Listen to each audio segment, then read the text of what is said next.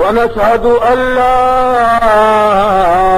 إله إلا الله وحده لا شريك له ولا نظير له ولا مثال له ولا مثل له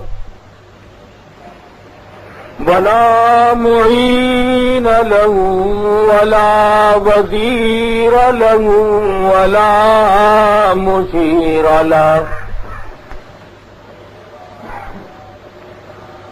ونشهد أن سيدنا وسندنا ونبينا وشفيعنا وهادينا ومرشدنا ومولانا إمام الأنبياء وسيد الأنبياء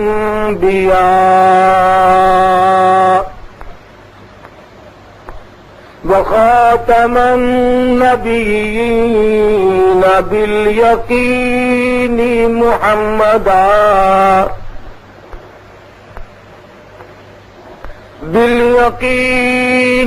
محمدا عبده ورسوله أرسله بالحق بشيرا ونذيرا صلى الله تعالى عليه وعلى آله وأصحابه وأزواجه وذرياته وبارك وسلم تسليما كثيرا كثيرا.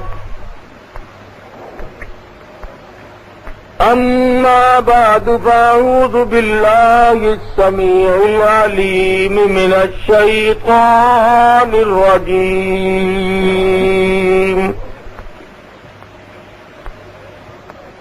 بسم الله الرحمن الرحيم.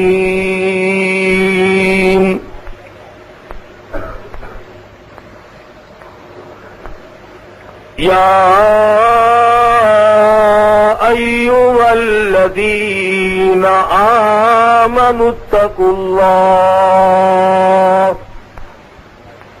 حق تقاته ولا تموتن إلا وأنتم مسلمون. واعتصموا بحبل الله جميعا ولا تفرقوا واذكروا نعمة الله عليكم إذ كنتم أعداء فألف بين قلوبكم فأصبحتم بنعمته إخوانا وكنتم على شفا حفرة من النار فأنقذكم منها. كذلك يبين الله لكم آياته لعلكم تهتدون. وقال الله تبارك وتعالى فالذين هاجروا وأخرجوا من ديارهم وأوذوا في سبيلي وقاتلوا وقتلوا لأكفرن عنهم سيئاتهم ولأدخلنهم جنات تجري من تحتها الأنهار ثوابا من عند اللہ واللہ عنده حسن الثواب لا يغرنك تقلب الذين كفروا في البلاد متاع قليل ثم مأواهم جهنم بئس المهاد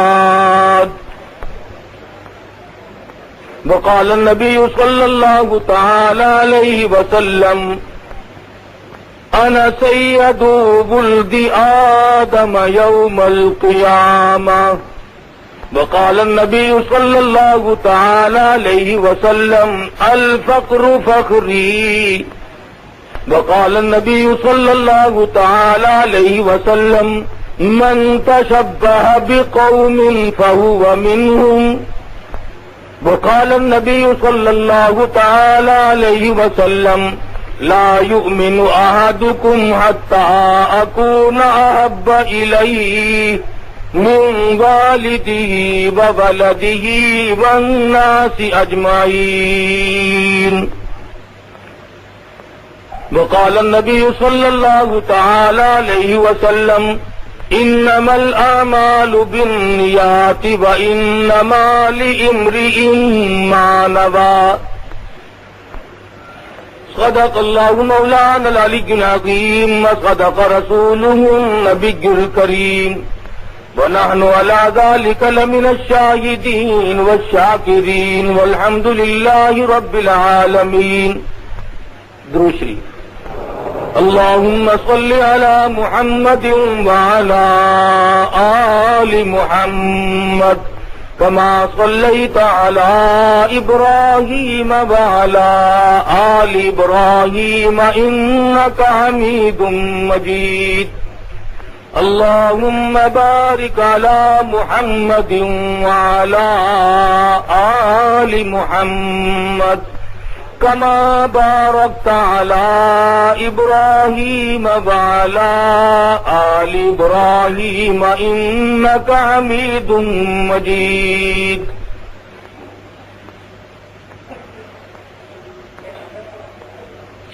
باغ عرب کی بلبل رنگین نوا کہوں احمد کہوں یتیم کہوں مصطفیٰ کہوں خیر البشر کہوں حبیب خدا کہوں میں ہوں اس فکر میں تو ہے کیا اور میں کیا کہوں.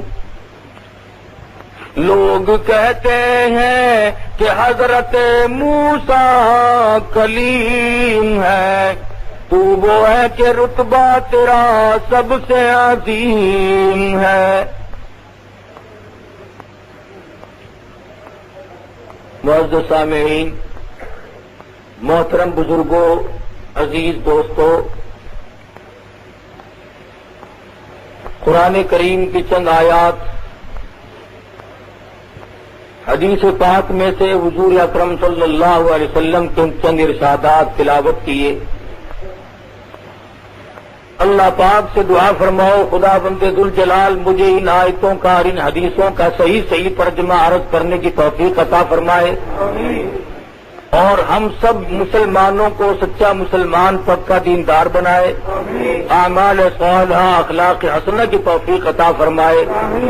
الہ العالمین ہم سب گناہگار سیاکار ہیں، اپنے کرم و فضل سے معاف فرما. ہم سب کے بگڑتے ہوئے حالات کو بہتر فرما.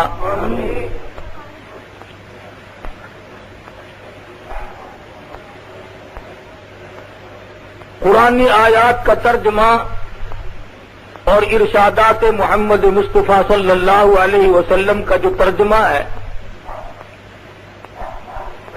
وہ بالکل سادہ اور صاف.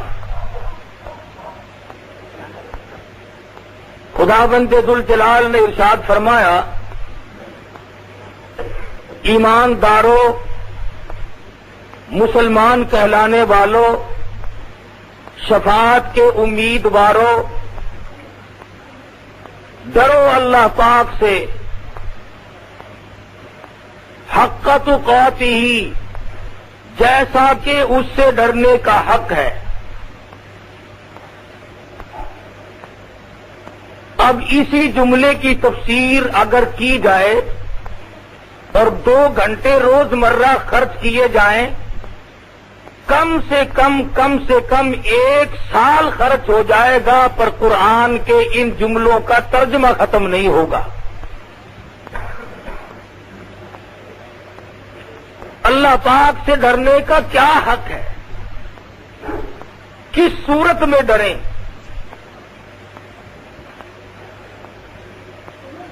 اگر آج ان کا صحیح ترجمہ سمجھا جائے اور ذکر کیا جائے تو وہ ہم لوگوں کے مزاج کے مطابق مشکل بیٹھے گا۔ کیوں؟ ہمارے یہاں تو ڈر اس کو کہتے ہیں کہ آدمی نے حرام کھایا اور کہہ دیا یا اللہ توبہ میری، رشوت لی اور کہہ دیا یا اللہ معاف کر دیو، زنا اور بدکاری کی اور عرض کر دیا الہ العالمین گناہگاروں معاف کر دینا، عزیز رشتہ دار کا خون پیا اور کہہ دیا کہ یا اللہ معاف کر دے۔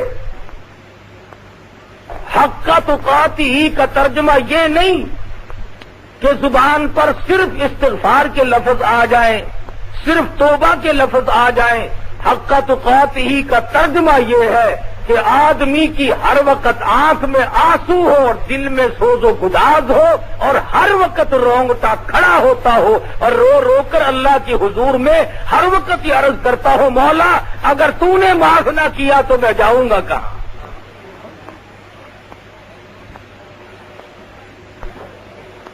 زبانی ڈر کی کوئی حقیقت نہیں۔ ایک آدمی ڈرتا بھی جاتا ہے اور وہ بے ایمانی بھی کرتا جاتا ہے، اپنے آپ کو ڈرنے والا بھی سمجھتا ہے اور پھر ملاوٹ کر رہا ہے، لوگوں کو فریب دیتا ہے، دھوکہ اور دجل اور فریب سے کمائی کرتا ہے۔ آج ان مسائل کو مولوی جان کے تو نہیں کہتے، اسی لیے نہیں کہتے کہ لوگ بگڑتے ہیں، پھر لو جی مولانا اور مسئلے سارے چھوڑ کر مولوی صاحب کو چاہیے تو یہ تھا کہ صلاۃ التسبیح کے فضائل بیان کرتے، سبحان اللہ کا ثواب بتلاتے، الحمدللہ کا ثواب بتلاتے، اللہ اکبر کا ثواب بتلاتے، ملاوٹ پہ آ کھڑے ہوئے۔ تاجر تو ہم سے یوں ناراض ہو گئے اور ہم نے رشوت کا نام لیا نہیں اور افسروں کے سر میں کھجلی اٹھی نہیں۔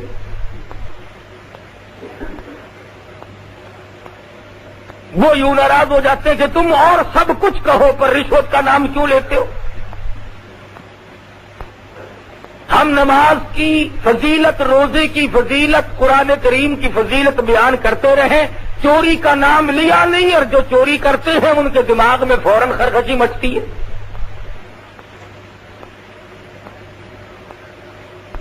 اسی طرح سے جب ہم یہ کہیں کہ صاحب کسی کی بہو بیٹی کو تاڑنا غلط ہے، ناجائز ہے، حرام ہے، تو وہ کہتے ہیں کہ صاحب مولانا لوگ مسجد میں بیٹھے رہتے ہیں، انہیں کیا قدر ہے حسن کی؟ تو پھر میرے دوست بیان کیا کیا جائے؟ قرآن کریم نے ان تمام چیزوں کو تفصیل کے ساتھ بیان فرمایا،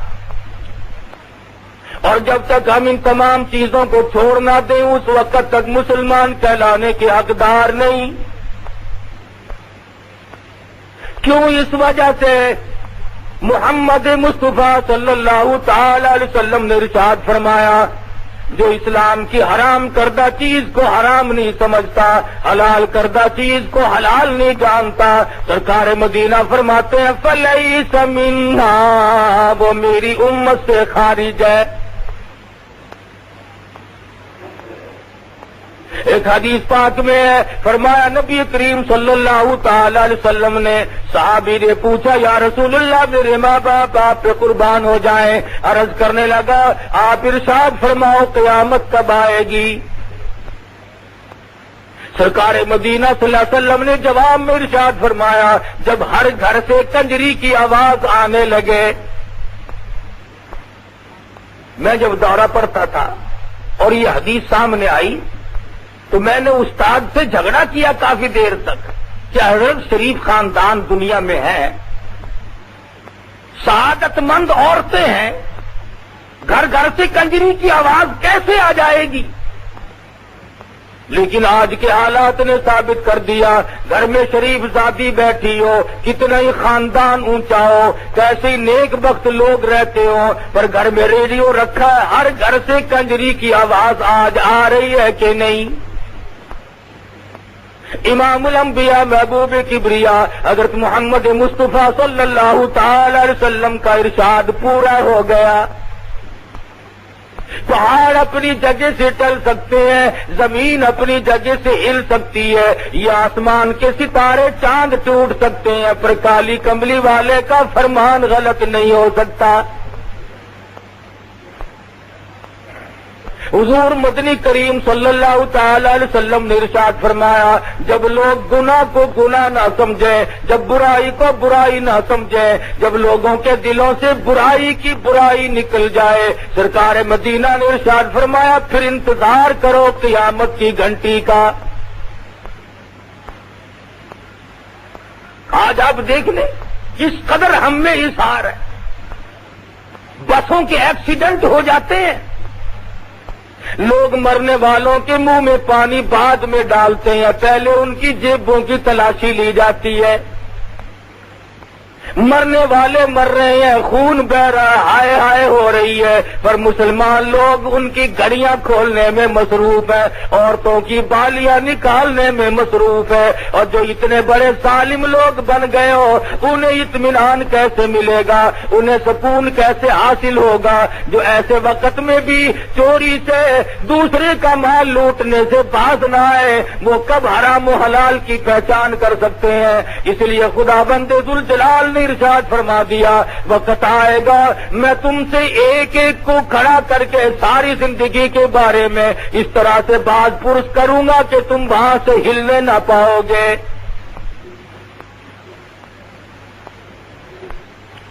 آج دین کا لوگوں نے مذاق اڑا رکھا ہے، اسلام کا تمسخر بنایا ہوا ہے، قرآن مجید کی عظمت کو لوگ کسی طرح سے بھی دلوں میں جگہ دینے کو تیار نہیں۔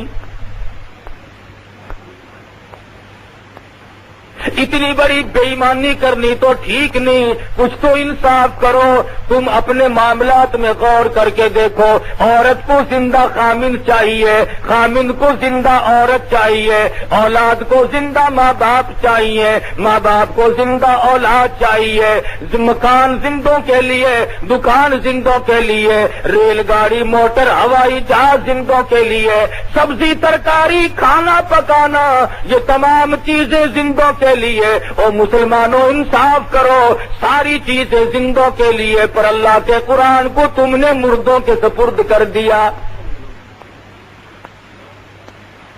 سب کچھ تمہارے لیے، روپیہ پیسہ زندوں کے لیے، کھانا کمانا زندوں کے لیے، فلم تھیٹر تماشا زندوں کے لیے۔ ارے کمال کرتے ہیں لوگ، جب کوئی مر جاتا ہے بنگلے میں، کوٹھی میں، مکان میں، گھر میں، پھر ملا لوگوں کو بلایا جاتا ہے، آؤ آج تو ہمارے گھر میں قرآن کی تلاوت کرو۔ جب تک کوئی مر نہ جائے خدا کے قرآن کو گھر میں جگہ کوئی نہیں۔ اور میں تمہیں صاف ذمہ داری سے بتلاتا ہوں، کوئی مائی کا لال حدیث کی کتابوں میں اس کی تردید نہیں کر سکتا۔ میں قسم کھا کر کہتا ہوں قرآن مجید بھی اللہ نے زندوں کے لیے بھیجا، مردوں کے لیے نہیں۔ نزول مقصد قرآن مردوں کے لیے نہیں۔ میں یہ نہیں کہتا کہ اگر کوئی پڑھ کے بخشے تو ثواب نہیں پہنچتا، اتنی بات ضرور کہوں گا کہ جو پڑھ کر بخشے گا ثواب پہنچ جائے گا، بیچ میں مولوی کی مہر لگوانا ضروری نہیں۔ آپ کو کیا پتا آج خدا جانے کتنے ملا جلاب لیتے پھر رہے ہیں کہ کل کو لوگوں کے یہاں کنڈے ہیں زیادہ سے زیادہ رگڑنے۔ www.shahideislam.com مہنگائی کا دور ہے بابا، سبزی نہیں بن پڑتی اور کہاں حلوہ پوری، سبحان اللہ۔ اور اگر کوئی یہ پوچھ لے کہ کہاں موجود ہے یہ ساری چیزیں، انہوں نے کہا جی لکڑی آرے کی کتاب میں ہے، نہ بخاری شریف میں، نہ مسلم شریف میں، نہ ترمذی شریف میں، حدیث کی کتاب میں، کسی تفسیر میں، کسی بزرگ کے واقعے میں خواجہ معین الدین چشتی اجمیری رحمۃ اللہ علیہ نے نہیں فرمایا، علامہ شیخ عبد القادر جیلانی پیران پیر رحمۃ اللہ علیہ نے نہیں فرمایا، کسی امام نے نہیں فرمایا۔ فرمایا کس نے؟ جس کو حلوہ روز نہیں ملتا انہوں نے کہا آج کا دن تو کنڈا کر کے دکھاؤ۔ ہمارے پاس کیا رہ گیا؟ یا رسم رہ گئی یا بے ایمانی رہ گئی۔ حلال کی روٹی مشکل۔ او لوگوں، اس وقت تم مرتے وقت ایمان کی امید کیسے لگائے بیٹھے ہو جب لوگ سود کو منافع کہہ کر کے کھاتے ہو؟ کتے کو اگر بکری سمجھ کر کوئی آدمی حلال کر لے تو وہ حلال نہیں ہوتا، ذبح کر لے تو حلال نہیں ہو جاتا، وہ کتا ہی رہے گا۔ جو آئے اس کو کہو میاں یہ بکری ہے، یہ نہیں کتا ہے، کہ واہ واہ میں تو اس کو بکری سمجھتا ہوں۔ منافع الگ چیز ہے، سود الگ چیز ہے، سود کو منافع نہیں کہا جا سکتا۔ اور آج مسلمانوں پہ تو راہیں بڑی کھلی ہوئی ہیں، جو چاہے کر لیں، جو ان کے جی میں آئے وہی کر گزریں، نہ موت کا غم ہے نہ قبر کا فکر ہے۔ وہ ایک امیر آدمی تھا، اس کا کتا مر گیا تو وہ رونے لگا ہوں کر کے، تو پڑوسیوں نے کہا کہ کتا ہی تو مر گیا، روتا کیوں ہے؟ اور کتا خرید لے کہیں سے، کتے ہزاروں پھرتے ہیں۔ تو کہنے لگا میں کتے کو نہیں روتا، کہ اور کہ رونا اس بات کا ہے کہ اسرائیل نے گھر دیکھ لیا، وہ پھر بھی آئے گا ہلا کبھی نہ کبھی۔ تو چاہے جتنی صورت بناؤ، موت سے کسی کو مفر نہیں۔ امیر، غریب، پیر، مولوی، وزیر، بادشاہ، صدر، ملازم، افسر، تمام کی موت آئے، اور اس کے لیے تیاری کی ضرورت ہے۔ اگر اس کے لیے کوئی پروگرام نہیں تو مصیبتیں آئیں گی۔ علماء اکرام رحمہم اللہ علیہ مجمعین نے لکھا ہے، ارے موت تو ایسی ہونی چاہیے۔ نبی کریم صلی اللہ علیہ وسلم کا صحابی ہے، دیوانہ پروانہ زیاد بن سکن ہے، جنگ میں شریک ہوا، جہاد میں شریک ہو گیا، جہاد فی سبیل اللہ صحابہ اکرام کرتے تھے۔ بھوک کی وجہ سے چاہے کتنی تکلیف آتی تھی پھر بھی کبھی گریز نہ کرتے تھے، اور اپنے آپ کو کبھی پیچھے چھپا کر صحابہ کرام نے نہیں رکھا۔ جنگ ختم ہوا، جہاد ختم ہوا، صحابہ کرام واپس آ گئے، شہید ہوئے انہیں بھی لے آئے۔ مدنی کریم صلی اللہ علیہ وسلم بار بار پوچھتے ہیں، او لوگوں، اس صحابی کا کتنا اونچا مقدر ہوگا جس کو کالی کملی والے بار بار یاد فرما رہے ہیں۔ فرمایا زیاد بن سکن کہاں ہے؟ غازیوں میں نہیں، زخمیوں میں نہیں، شہیدوں میں نہیں، ملتا نہیں۔ صحابہ اکرام بار بار جاتے ہیں، مڑ کے آ کے عرض کر دیتے ہیں ہمیں کہیں نظر نہیں پڑتے۔ مدنی کریم صلی اللہ علیہ وسلم نے ارشاد فرمایا، جاؤ پہاڑ پہ کھڑے ہو کر دو صحابی آواز لگاؤ، زیاد بن سکن تم کہاں ہو؟ تجھے کالی کملی والے یاد فرما رہے ہیں۔ دھیمی دھیمی سی آواز آئی، دھیرے دھیرے سے ایک غار میں سے آواز آئی، کہنے لگا میں چلنے پہ قادر نہیں، میں آنے پہ قادر نہیں، چل نہیں سکتا، شدید زخمی ہوں، تم جلدی کرو میرے پاس آ جاؤ۔ صحابہ دوڑے دوڑے جا پہنچے اور کہنے لگا جلدی کرو، مجھے اٹھا کر دوڑ کے لے کے چلو۔ کیوں کیا بات ہے؟ کہتا ہے میری ایک تمنا ہے، میری ایک آرزو ہے، میری ایک حسرت ہے، میں چاہتا ہوں وہ پوری ہو جائے۔ صحابہ اکرام اٹھا کر لیے چلے جا رہے ہیں، مدنی کریم کے قریب آ پہنچے۔ صحابہ اکرام نے پوچھا بتلا تو دے تیری کیا تمنا ہے، کیا تیری آرزو ہے؟ کہنے لگا لوگوں ساری عمر دعا مانگی، الہی آخری وقت ہو، میری نظر ہو اور محمد مصطفیٰ کا رخ انور ہو۔ ایسی صورت میں میری موت آئے۔ صحابی کو اٹھا کر صحابہ کرام دوڑے دوڑے تشریف لائے اور مدنی کریم صلی اللہ علیہ وسلم نے دیکھ کر جولی پھیلا دی، رحمت والی گود میں صحابی کا سر رکھ لیا، حضور کی آنکھوں میں آنسو آ گئے۔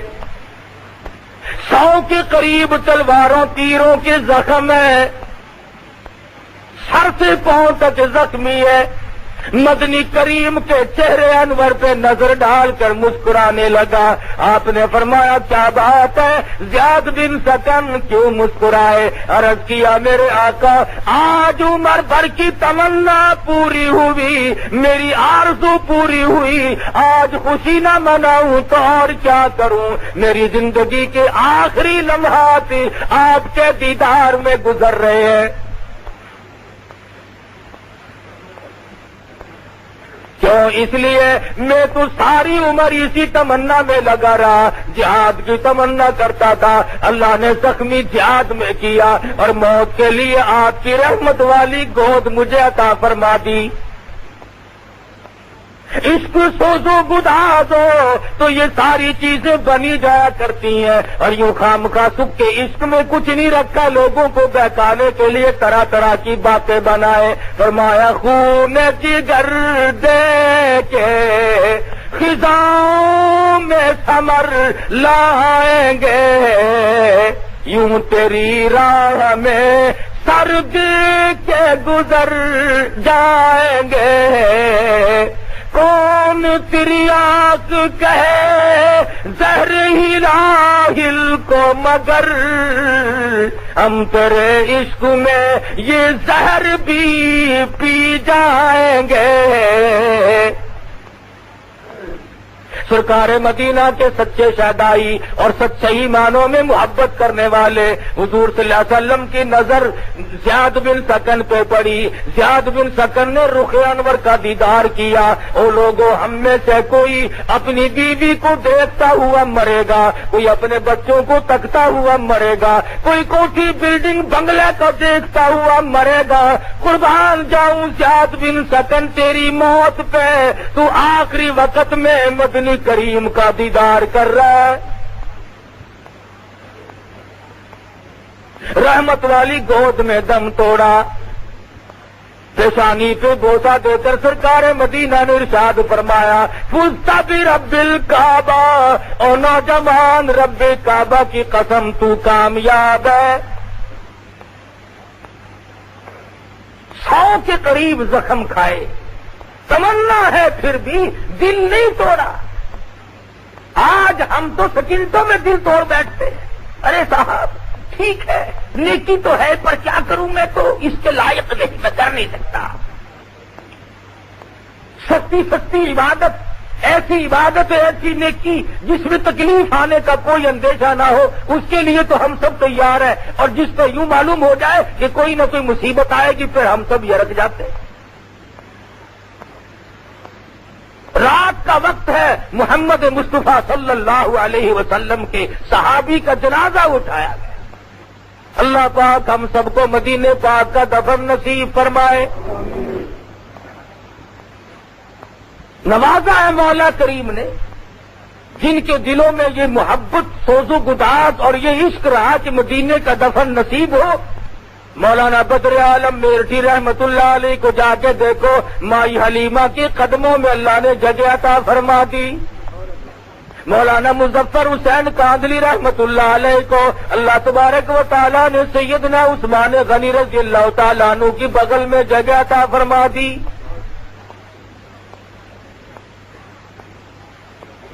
چاہنے والوں کو ملتا ہے پر کوئی چاہے بھی، یہ بھی کوئی عشق ہے کہ صاحب مدینے کے امام کے پیچھے نماز نہیں ہوتی، مکے کے امام کے پیچھے نماز نہیں ہوتی۔ ایک مسئلہ پوچھوں گا تم سے، ذرا بول کے بتلاؤ، تم جس امام سے ناراض ہو جاؤ اسے رکھتے ہو؟ کہتے ہو نا کہ مولانا صاحب صبح آپ تشریف لے جائیں، بستر گول کریں اپنا۔ تم اگر ناراض ہو جاؤ تو امام کو نہیں رہنے دیتے، فوراً اسے نکال کر باہر کر دیتے ہو۔ تو تم اگر ناراض ہو جاؤ، متولی ناراض ہو جائے، حاجی جی ناراض ہو جائے، نمازی ناراض ہو جائے تو کسی امام کو مسجد میں نہیں رہنے دیتے۔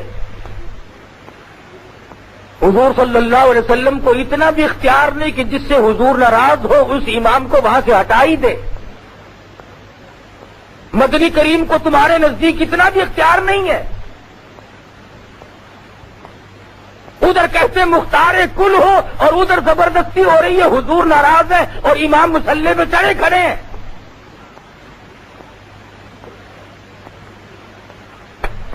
اور پھر دربار الہی بیت اللہ شریف کے اندر جو 5 وقتہ نماز پڑھاتا ہے، امام ہے، جمعہ پڑھاتا ہے، وہ تو اللہ کا دربار ہے۔ اللہ میاں بھی ڈر گیا ان سے، وہ بھی انہیں نہیں ہٹا سکتا۔ معلوم یہ ہوا کہ بیت اللہ شریف میں جو امام ہے اللہ پاک ان سے راضی، اور مدینہ شریف میں جو امام ہے محمد مصطفیٰ صلی اللہ علیہ وسلم ان سے راضی۔ ورنہ کوئی وجہ نہیں کہ ناراض ہو اور وہ امام وہاں ٹھہرے رہے۔ اللہ پاک نے غریب لوگوں کی ایک تمنا پوری فرمائی، کرایہ کافی بڑھ گیا، سامان کی بھی قلت ہو گئی، اب پیسہ زیادہ بڑھ گیا۔ اور پاکستان میں رہنے والے غریبوں، تم وہاں تو جا نہیں سکتے، لاؤ میں تمہاری اتنی سی تمنا پوری کرتا ہوں کہ مدینے کا امام آئے، تم زیارت کرو۔ بیت اللہ شریف کا امام آئے، تم زیارت کرو۔ اللہ نے غریب قوم کے مقدر جگائے، اور میرے جیسے مولوی فتویٰ لکھنے کھڑے ہو گئے کہ ان کے پیچھے نماز پڑھنی حرام ہے۔ کعبے کے امام کے پیچھے تو نماز پڑھنی حرام ہے، اور یہ جو صبح سے لے کر شام تک 50 عورتوں کو تاڑتے ہیں ان کے پیچھے نماز ثواب ہے۔ خدا جانے عقل کہاں ماری گی۔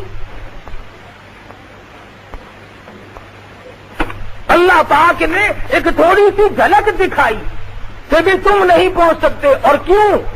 حدیث پاک میں آتا، فرمایا نبی کریم صلی اللہ تعالی علیہ وسلم نے، جو آدمی صبح شام حج کی تمنا کرتا ہو اور اس کے آنسو نکل جاتے ہو، ہر وقت دعائیں مانگتا ہو اور اس کوشش میں ہو کہ مجھے موقع اللہ پاک جب بھی عطا فرما دے تو میں فوراً حج کو چلا جاؤں گا، اللہ کے گھر کی زیارت کروں گا، حرم محترم میں جا کے نماز ادا کروں گا، گنبد خضرا صلی اللہ علیہ وسلم کا دیدار کروں گا، زیارت کروں گا۔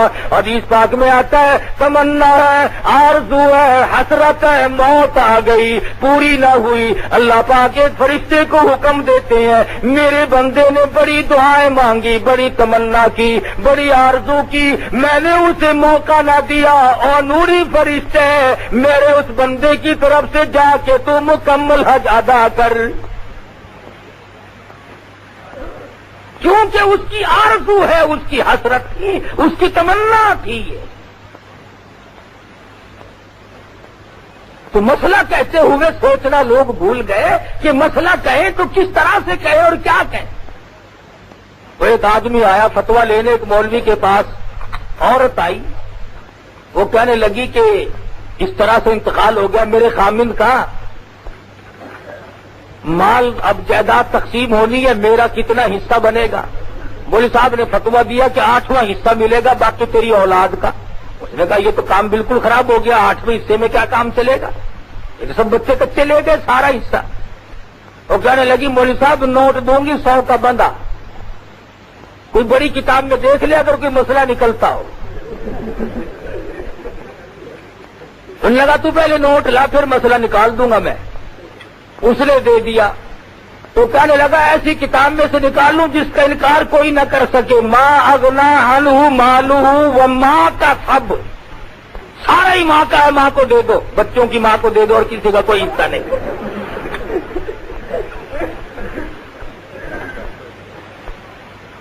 جب یوں مسئلے ہونے لگے پھر آپ اندازہ لگائے خیر کہاں سے آئی۔ ارے صحابہ کرام تو یہ تھے جنہوں نے دین احمد صلی اللہ علیہ وسلم کی حفاظت کے لیے، دین کی عظمت کے لیے 100 تلواروں تیروں کے زخم کھائے، اور محبت اور عشق کی انتہا ہو گئی، مدنی کریم کی گود میں دم توڑنے کی تمنا رکھی۔ رات کا وقت ہے، جنازہ اٹھانے والے صدیق اکبر جیسے صحابی ہیں، عمر فاروق رضی اللہ تعالیٰ عنہ، عثمان غنی رضی اللہ تعالیٰ عنہ، علی مرتضی رضی اللہ تعالیٰ عنہ، بڑے بڑے جلیل القدر صحابہ ہیں۔ اور سب سے بڑی کمال کی بات یہ ہے کہ مدنی کریم صلی اللہ علیہ وسلم بھی جنازے کے ساتھ ساتھ تشریف لے جا رہے ہیں۔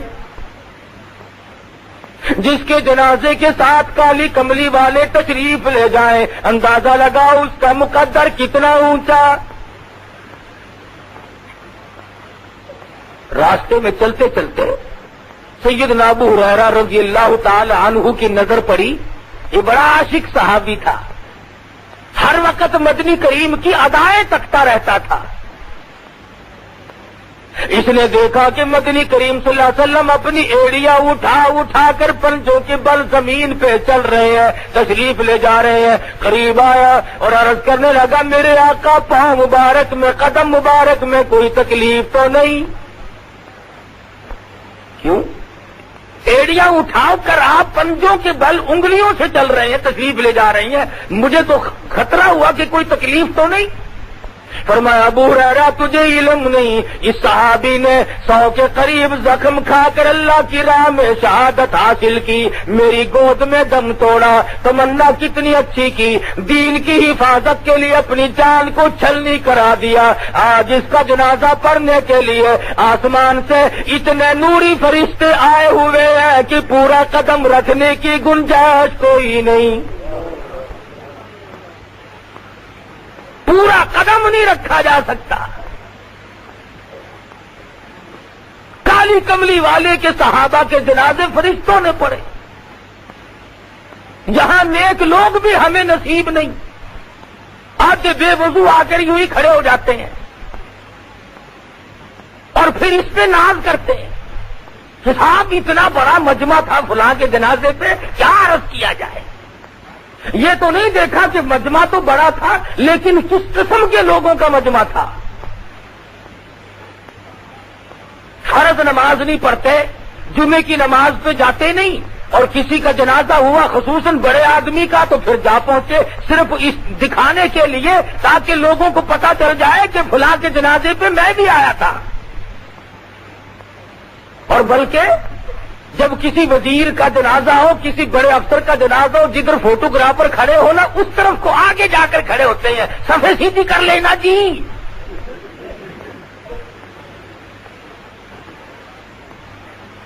ایک آدمی اور آ رہا ہے، انتظار کرو انتظار کرو تاکہ سب کو پتہ چل جائے کہ میں بھی آیا ہوں۔ ہے کتنا جنید بغدادی، تیرے آنے سے ہی بخشش ہو جائے گی بس۔ ذہنی تماشا دیکھو کہ آج نیتیں کس قدر بگڑ گئی، ہماری نیتوں میں فتور ہے۔ اگر ہماری نیتیں صحیح ہو جائیں تو یہ بات کبھی بھی نہ بنے جو اب بن رہی ہے۔ صرف تمہاری بات نہیں، پوری دنیا میں اس وقت مسلمانوں کا یہ حال ہے کہ قرآن کو ٹھکرایا اور اپنی مرضیات پہ چلے تو آج مار کھا رہے ہیں چاروں طرف۔ اب کوئی یہ ماننے والی بات ہے کہ اسرائیل کے چند بدماش یوگنڈا کے ہوائی جہاز اڈے پہ آئے اور 36 منٹ میں ان کو مار مور کر پکوڑے سے بنا کے چلے گئے؟ 36 منٹ میں سارا کھیل کھیل دیا۔ مسلمان اتنا کمزور، اتنا بزدل، اتنا گیا گزرا۔ اب تم نہیں بچتے، یاد رکھو، تیار ہو جاؤ مرنے کے لیے۔ غیرت ہمارے پاس نہ رہی، شرم و حیا ہمارے پاس نہ رہی، جانت و امانت ہمارے پاس نہ رہی، حرام و حلال کی پہچان کر کے اس پہ عمل کرنا یہ ہمارے پاس نہیں رہا۔ اب ہمارا بچنا بڑا مشکل ہے۔ پچھلے ہفتے میں انڈونیشیا میں زلزلہ آیا، 2 گاؤں سالم کے سالم زمین میں غرق ہو گئے۔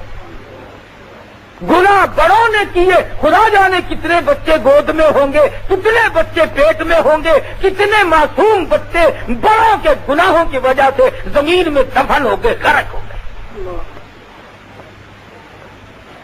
अभी 1 महीना नहीं हुआ, फिलिपाइन में जलजला आया, आंधी आई, तूफान, 1 घंटे में 20,000 आदमी मर गया।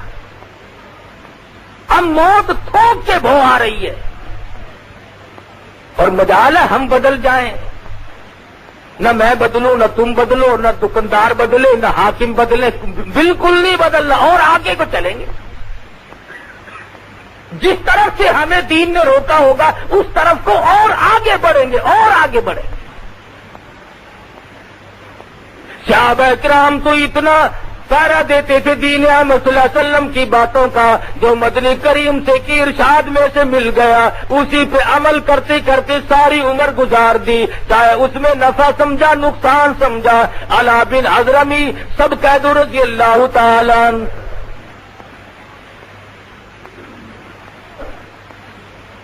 300 के करीब सहाबा किराम का एक लश्कर फारूक आजम रज़ी अल्लाह तआला अन्हु ने भेजा। शाम का वक्त था, अंधेरी रात शुरू हो गई और कुदरत खुदा की 300 ऊंट थे, सारे छुटकर भाग गए। जो उन पे लगा हुआ सामान था वो भी गया और खुद भी गए। अब सहाबा किराम परेशान है कि पानी की बूंद नहीं, हम गर्मी का मौसम है, सुबह को दिन निकलेगा, हमारे मरने में तो कोई तरद्दुद ही नहीं रहा। पीने को पानी नहीं, वुजू को पानी नहीं, खाने की कोई चीज नहीं, तमाम ऊंट एकदम भाग गए। अला बिन हज़रमी रहमतुल्लाह रज़ी अल्लाह तआला अन्हु ने रात को ऐलान कर दिया, ओ लोगों तयम्मुम करके अल्लाह की हुजूर में नमाज अदा करो, इसके बाद दुआ मांगो, मौला हमारी मुश्किलों को आसान फरमा। तमाम रात इबादत की, दुआ मांगी, फजर की नमाज अदा की। जिसने नमाज पढ़ाई थी उसकी नजर पड़ी थोड़ी सी दूर पे, पानी दिखाई दिया। 2-4 उठकर कहने लगे जाके देख के तो आए। जाके क्या देखते हैं कि बहुत बड़ा पानी का चश्मा भरा हुआ है। शोर मचा दिया, आ जाओ पानी पी लो, आ जाओ अल्लाह ने पानी दे दिया, आ जाओ अल्लाह ने पानी दे दिया। सहाबा किराम अभी पानी पी रहे थे, उधर से क्या देखते हैं कि 300 ऊंटों की कतार यकदम खुद ब खुद सामान सारा लगा हुआ फिर वापस आ गई। अब सहाबी ने खड़े होकर तकरीर की और कहा, देखो मैं तुम्हें कहां ले जाना चाहता हूं। दारमीनिया एक जजीरा है समंदर में, काफिर लोग उस जजीरे में किश्तियों और जहाजों के जरिए भाग गए और वहां जाकर महफूज हो गए। अब हमने उन पे जाकर हमला करना है। साहबा कहने लगे, जहाज नहीं, कश्ती नहीं, समंदर में कैसे गुजरेंगे, बड़ा मुश्किल मामला है। साहबी खड़ा होकर के कहने लगा, परवाह ना करो, उस अल्लाह की जात पे भरोसा करके अपनी सवारियों को समंदर में डाल दो। मेरा यकीन है, इरादे पाक है, नीयत पाक है, अमल भी पाक है, जुबान भी पाक है। मेरा यकीन है अल्लाह तबारक व तआला बगैर किश्तियों के हमें पार पहुंचाएगा।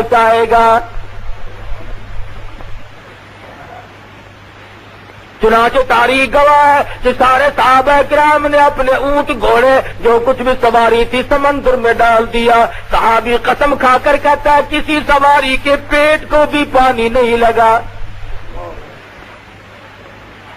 दारमीनिया के किले पे जाकर जब हमला किया, अंदर से निकले और कहने लगे, अब हम तुम्हारी हुकूमत को यूं ही मान लेते हैं, अब हमें यकीन हो गया कि तुम हक पे हो। हम जहाजों के जरिए आए, कश्तियों के जरिए आए, अरे जिनको समंदर रास्ते बना करके देता हो वो हक परस्त नहीं तो और क्या हो सकता है।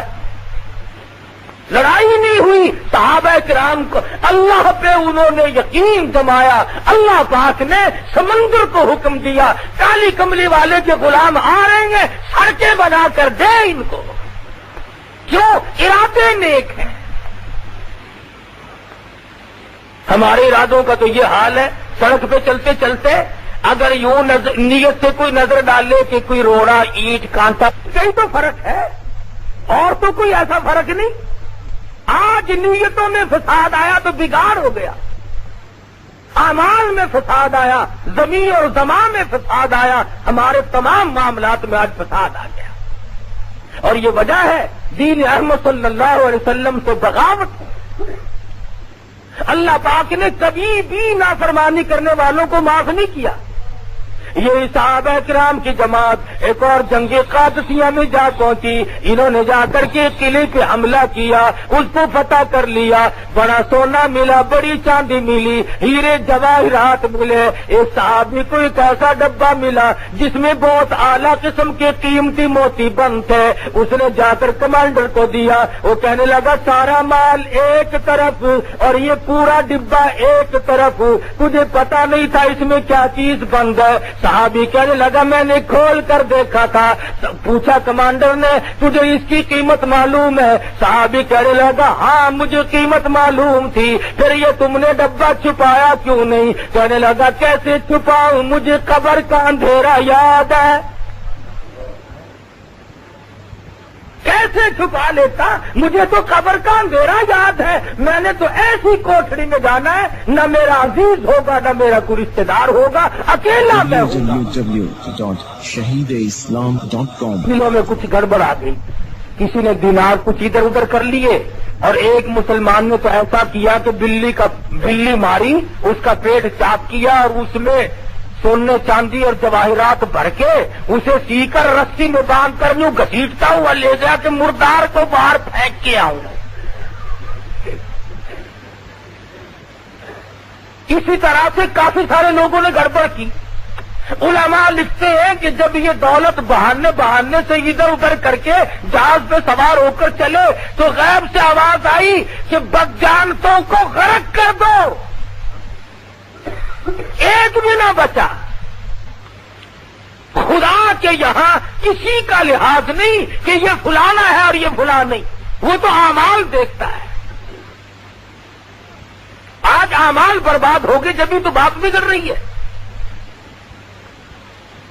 اس لیے قرآن مجید نے صاف صاف طور پہ جانت کے لیے، امانت کے لیے لوگوں کو سمجھا دیا، بتا دیا کہ خبردار ہو جاؤ.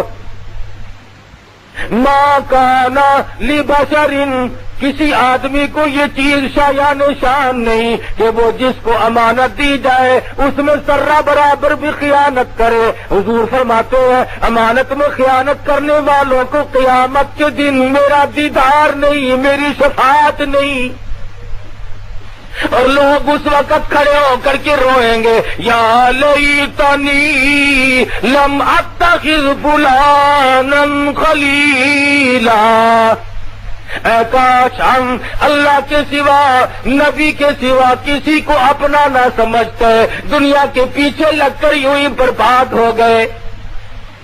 اور فرمایا وَكَمْ أَهْلَكْنَا قَبْلَهُمْ مِنَ الْقُرُونِ مِنْ بَعْدِ نُوحٍ، میں نے کتنوں کو پہلے برباد کر دیا نوح علیہ السلام کے بعد بھی. جب لوگوں نے بدعمالی پھیلائی، بغاوت کی، دین سے، اسلام سے منہ موڑا، اللہ کے حکم کو ٹھکرایا، خداوند ذوالجلال نے ان کو ایسی سزائیں دی کہ بچانے والا کوئی نہیں. ارے کبھی تو لوگ ایسے تھے. حضرت اسماعیل ہیں، بزرگ ہیں، سب کہہ دو رحمت اللہ علیہ. ایک دیہاتی عربی اونٹنی پہ سوار ہو کر کے گزر رہا ہے. نورانی شکل دیکھ کر پوچھنے لگا اللہ والے تیرا کیا نام ہے؟ فرمانے لگے لوگ مجھے محمد اسماعیل کہتے ہیں. وہ دیہاتی کہنے لگا وہی اسماعیل جو بزرگ بڑا ولی ہے. فرمانے لگے ہاں وہی ہوں. اونٹنی سے نیچے اتر آیا اور قریب آ کر کے کہنے لگا اللہ واسطے مجھے خدا کا قرآن سنا. حضرت اسماعیل رحمت اللہ علیہ نے قرآن مجید سنایا وَفِي السَّمَاءِ رِزْقُكُمْ وَمَا تُوعَدُونَ. او لوگوں تمہارا رزق آسمانوں پہ ہے، زمین پہ نہیں، وہاں سے آتا ہے. کہنے لگا رزق آسمان پہ ہے کہ ہاں دیکھو قرآن کہہ رہا ہے کہ میں بھی بچے کھاتا پھروں پھر یہاں. اسی وقت اپنی اونٹنی کو ذبح کیا، ٹکڑے کیے اور لوگوں میں مفت بانٹ دیا، اور جو تلوار پاس تھی اسے توڑ کر پھینک دیا، اور یوں کہتا ہوا جنگل کی طرف نکل گیا۔ اللہ پاک نے سچ فرمایا، میرا یقین آ گیا۔ حضرت اسماعیل رحمت اللہ علیہ فرماتے ہیں کوئی 10 مہینے سال کے بعد میں حج کو گیا، میں اللہ کے گھر کا طواف کر رہا تھا، کسی نے پیچھے سے میرا کپڑا پکڑ کر کھینچ کر کہا اللہ والے اس دن جنگل میں قرآن سنایا تھا، آج دربار الہی میں سنا دے۔ وہ مجھے پکڑ کر مقام ابراہیم پہ لے گیا، میں وہاں بیٹھ گیا، پھر میں نے چند آیتیں وہی سنائی، اس کے بعد پڑھا فَوَرَبِّ السَّمَاءِ وَالْأَرْضِ إِنَّهُ لَحَقٌّ مِثْلَ مَا أَنَّكُمْ تَنطِقُونَ۔ اللہ پاک زمین و آسمان کی قسم کھا کر فرماتے ہیں لوگوں میری بات پہ یقین کیا کرو۔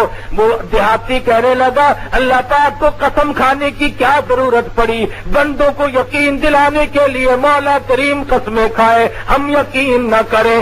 ایک مرتبہ ان آیتوں کو پھر پڑھو، حضرت اسماعیل نے پڑھی، دیہاتی نے چیخ ماری، مقام ابراہیم سے دھڑام سے گر کر جان دے دی۔ کبھی اللہ کا قرآن سن کر لوگوں کی روح فنا ہو جایا کرتی تھی، اب تو شرم بھی نہیں آتی، اب تو حیا بھی نہیں آتی کہ ہم خدا کے قرآن سے کتنی بغاوت کر رہے ہیں۔ مسجدوں میں قید کرو اسے بس، اس کے لیے کوئی ٹھکانہ نہیں، میرے تیرے گھر میں جگہ نہیں، عدالت مارکیٹ میں کوئی جگہ نہیں، انصاف فیصلہ کرنے کے لیے قرآن مجید کا کوئی ٹھکانہ نہیں۔ نظام مصطفیٰ سے غداری ہو رہی ہے، اللہ پاک ہمیں کب تک معاف کرے گا؟ ڈھیل دے رکھی ہے بس اسے، جب نمبر آئے گا وہ سنبھال لے گا۔ نہ وہاں سیاست چلے گی، نہ وہاں تجویز چلے گی، نہ وہاں تدبیر چلے گی۔ بڑے بڑے سیاستدان لوگ پہلے آئے، ان کی کبھی نہ چل سکی اور انہیں کوئی نہ بچا سکا۔ علماء کرام لکھتے ہیں کہ بادشاہ وقت نے اپنا میلہ لگایا ہوا ہے، گانا بجانا، شراب پینا پلانا ہو رہا ہے، ناچ گانا، گھنگروؤں کی جھنکار ہے، بڑوں بڑوں کے کان کھڑے ہو جاوے بابا، جب عورت ناچتی ہے اچھے اچھوں کا وضو ٹوٹ جاتا ہے۔ تو باہر دروازے سے کسی نے زور سے دستک دی، کھڑکا کیا، تو بادشاہ نے کہا دیکھنا کون ہے؟ اس نے جب دروازہ کھولا جا کے دیکھا ہے تو پھٹے پرانے کپڑوں والا ایک مسکین کھڑا ہے۔ اس نے کہا دروازہ کس نے کھٹکھٹایا؟ کہ میں نے۔ کیوں؟ کہ تمہارے بادشاہ سے میرا کام ہے، ملنا ہے میں نے۔ وہ بادشاہ سے ملنے والا منہ دیکھو، کپڑے بدن کے پورے نہیں ہے، یہ بادشاہ کو ملنا چاہتا ہے، چل یہاں۔ دروازہ بند کیا اور جا کر بادشاہ کو کہا کہ جی اپنا کام شروع کرو، وہ تو ایک فقیر تھا، ہم نے اس کو ڈانٹ ڈوٹ دیا ہے۔ نگر چھوڑ دیا تم نے زندہ اس کو؟ تو جی ہم نے اس کو پرے کر دیا، چکے کر دیا، دفے کر دیا۔ جس نے میرا مزہ بگاڑا اس کو زندہ نہیں چھوڑنا چاہیے تھا۔ چلو بھائی ساز شروع کرو، آواز آئے، شراب کا دور آئے۔ اس نے دوسری مرتبہ پہلی مرتبہ سے بھی زور سے دروازہ کھٹکھٹایا، اور چوکیدار نے آ کے جب دروازہ کھولا تو یہ چھلانگ مار کے بادشاہ کے پاس پہنچ گیا۔ نہیں تم کیوں آئے؟ میرا کام ہے، تیرے سے آیا کیا ہوئی؟ تو میں نے کہا ہے کوئی جو اس کی گردن جلدی سے کاٹ دے۔ ارے بھائی میری گردن کاٹو گے؟ میں نے کہا اور کس؟ تم نے تمام مزے کا بیڑا گرک کر دیا، کرکلا کر دیا سارا، جلدی گردن کاٹو اس کی۔ میں کہا میری کاٹو گے؟ میں نے کہا اور کس کی؟ میں نے ذرا سا کام ہے ایک آپ سے کام۔ نے کیا کام ہے؟ کان میں کہنے کا ہے۔ سر کان میں کہنے کا ہے۔ ذرا سا کان کے منہ قریب کر کے کہا میری گردن کاٹو گے؟ نے کہا کہ میں تو ملک الموت ہوں، اسرائیل ہوں میں تو، بس سنتے ہی دیکھنا جی دیکھنا، اجی دیکھنا ذرا سی مہلت دو، بڑی مہربانی ہوگی۔ اجی ان نے کہا بدماش ہم مہلت چاہتا ہے، ابھی تو گردن کاٹ رہا تھا میری۔ ایک سیکنڈ کی مہلت تجھے نہیں ملے گی۔ ان لوگ کا مہربانی کر کچھ تھوڑی سی دیکھنا، آپ لوگ بڑے کریم ہوتے ہیں، بڑے مہربان ہوتے ہیں، لیکن تیرے جیسوں کے لیے مہربان۔ فرمایا اذا جاء اجلها لا يستاخرون ساعة ولا يستقدمون۔ جب موت کا وقت مقرر آ پہنچا تو ایک سیکنڈ ادھر ادھر نہیں، کوئی نہیں ادھر ادھر کر سکتا۔ پورے ملک کی فوج آ جائے، پورے ملک کی پولیس آ جائے، ساری انتظامیہ آ جائے اور پورے ملک کی قوت صرف کرنا شروع کر دے، کسی آدمی کا، کسی وزیر کا، کسی افسر کا ایک سانس بڑھانے پہ قادر نہیں بڑھا سکتا کوئی بھی ایک سانس۔ کتنے دنیا بھر کے ڈاکٹروں کو جمع کر لو، کچھ نہیں کہہ سکتا کوئی ایک سیکنڈ کے لیے کسی کو زندہ نہیں رکھ سکتا۔ جب موت آنے والی ہے تو اس کے لیے صحابہ کرام نے بھی تیاری فرمائی، اور آج ہمارے ایسے حالات کیوں ہو گئے کہ ہمارا کسی طرح کا بھی پروگرام نہیں، کوئی منشور نہیں، بلکہ اندھیر کھاتے کی طرح سے جو دماغ میں آتا یوں ہی کرتے جاتے ہیں، چلتے جاتے ہیں۔ فرمایا یا ایھا الذین آمنوا اتقوا اللہ حق تقاتہ، ایمانداروں ڈرو اللہ سے جیسا کہ اس سے ڈرنے کا حق ہے۔ ہم لوگ وقت پہ نہیں ڈرتے، بے وقت ڈرے۔ ابھی یہ جو کارخانے لیے گئے نا، ان کو اگر کسی نے جا کر کے یوں بتایا نا کہ بھی 2.5% زکات دو، یہ مولوی کھانے کے لیے بس ہر وقت بہانے بناتے ہیں، زکات کا فلانا دماغ، بات نہیں سنتے تھے۔ اپنے کھڈے پہ تھڑے پہ بیٹھ بیٹھ کر علماء کو گالیاں بکتے تھے، قرآن مجید کے، اسلام کے نظام سے اعتراض کرتے تھے۔ اب سنا ہے منڈے پڑے ہیں پرسوں ترسوں کے، منڈے پڑے ہیں۔ ایک قانون آیا، تم نے کہا باہر ہو جاؤ۔ میں کہا جی کیا بات ہے؟ میں کہہ رہا ہوں باہر ہو جاؤ۔ بسم اللہ الرحمن الرحیم۔ زکات نہ دی، خیرات نہ دی، سگا بھتیجا بھوکا مرتا رہا، چھوٹا بھائی بھوکا مرتا رہا، تیرے بچے شہنشاہوں جیسے کپڑے پہنتے رہے اور تیرے سگے بھائی کے بچے فقیروں والے کپڑے پہنتے پھرے۔ کبھی شرم نہ آئی کہ یہ میرے بھائی کی اولاد ہے، یہ میرے باپ کی نسل ہے، یہ میری بہن ہے، یہ میری خالہ ہے، یہ میری پھوپھی ہے، یہ میرے ساس سسر ہے، یہ میرا سالہ ہے؟ کبھی سلوک کرنے کی کوشش نہیں۔ www.shahideislam.com تو اللہ میاں کا یہ تو نظام ہے، یا تو وہ 2.5% مانگتا ہے یا پھر وہ سارا ہی لے لیتا ہے۔ انہوں نے کہیں درا اللہ جھاڑیا کھڑا ہو کے، اور ابھی صرف اسی پہ بس نہیں، اور خدا جانے کس کس چیز کا نمبر ہے۔ ہمیں تو ڈر نہیں، ہم تو ہر وقت کہتے ہیں کہ ہمیں قومی ملکیت میں لے لو پھٹافٹ۔ ہمارا کیا جائے گا؟ باغ اپنا نہیں، جائیداد اپنی نہیں، کارخانہ اپنا نہیں، یہ پیٹ کا کارخانہ، روٹی تو دیں گے، ہے نا؟ ہمارا کیا بگڑے گا؟ باری سب کی آنی ہے، یاد رکھو یا سیدھے ہو جاؤ، کرو اسلام سے 30 برس اسلام سے غداری کی، نظام مصطفیٰ سے 30 سال تک غداری کی، لاکھوں مسلمان کٹوایا جب پاکستان بنا، شرم نہ آئی کہ ہم ان معصوم بچوں کی روحوں کو تکلیف دیں گے۔ ہندوستان سے آنے والے لوگ جانتے ہیں، جب ہندو گنڈے حملہ کرتے تھے، سکھ بدماش جب حملہ کرتے تھے تو عزت والی عورتوں نے، سمجھدار بہنوں نے سونا نہ اٹھایا، چاندی نہ اٹھائی، مال و دولت نہ اٹھایا، گھر میں سے قرآن لیا اور گلے میں لٹکایا اور اپنے قریب کے کنویں میں چھلانگ لگا دی۔ کسی کافر کا ہاتھ اللہ کے قرآن پہ نہ آئے اور میری آبرو پہ نہ آئے۔ تم نے 30 برس تک ان بہنوں کا منہ چڑھایا۔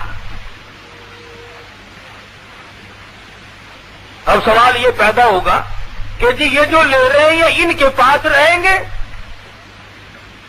اللہ میاں کا نظام یہ ہے، اس نے ہر چھوٹی مچھی کے پیچھے بڑی مچھی لگا رکھی ہے، ادھر ادھر سے معاملہ یہی گول ہوتا چلا جائے گا۔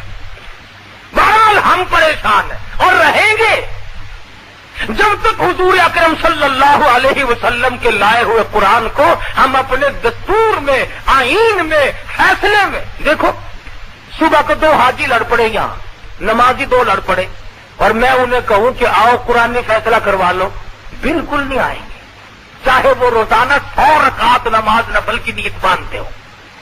انہیں کہو کہ مسجد میں مولوی صاحب بیٹھے ہیں، اسلام کا مسئلہ پوچھو، محمد مصطفیٰ صلی اللہ علیہ وسلم کی عدالت کا مسئلہ پوچھو اور اپنا مقدمہ یہی ختم کر دو۔ نہیں صاحب، کورٹ میں تمہیں لے کے چھوڑوں گا، ابھی ہائی کورٹ تک لے جاؤں گا، کیا سمجھ رکھا آپ نے؟ یہ تو نمازیوں اور حاجیوں کا اور میرے جیسے مسلمانوں کا حال ہے کہ ہم نبی کے فیصلے کو کبھی نہیں مانتے۔ کیوں؟